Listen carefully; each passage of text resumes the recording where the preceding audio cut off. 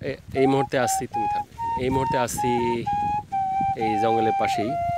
এখানে প্রচুর গারল দেখা যাচ্ছে। এই যে আমার কুলে একটা গারল দেখা যায়, দেখা যায়।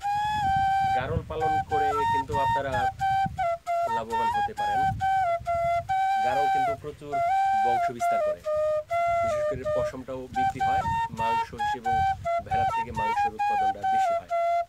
তো এখানে এই যে আমার কুলে একটি গারল দেখতে পাচ্ছেন। আপনারা ছাগল বা গারল পালন করতে পারেন। পাশাপাশি পশু সম্পদ প্রতিষ্ঠান থেকে বা পশুপালন প্রতিষ্ঠান থেকে, যেটা আমাদের গাজীপুরে আছে, সেখান থেকে আপনারা সহযোগিতা নিয়ে গারল উৎপাদন করতে পারেন।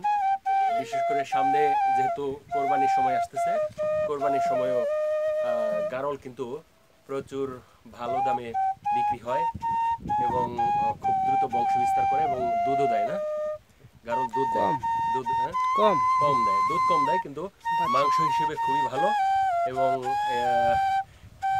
এই যে একটি গারল দেখতে পাচ্ছি এখানে, আমি খুলে নিলাম।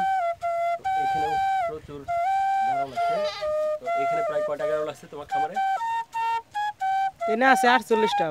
বাসায় 2টা বিয়ে আইছে, আরো 2টা বাচ্চা দিছে এবং দ্রুত খুব দ্রুত বংশ বিস্তার করে। যাই হোক, আমি আপাতত বাচ্চাটাকে ছেড়ে দিলাম। এই দেখেন কত সুন্দর।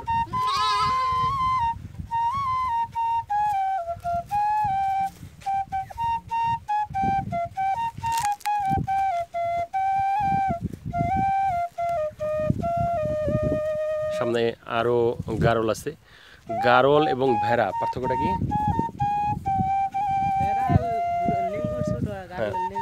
আচ্ছা আচ্ছা, ভেড়া এবং গারলের মধ্যে পার্থক্য হলো এইটাই যে এর লেজটা, গারলের লেজ থাকে বড় আর ভেড়ার লেজ থাকে ছোট।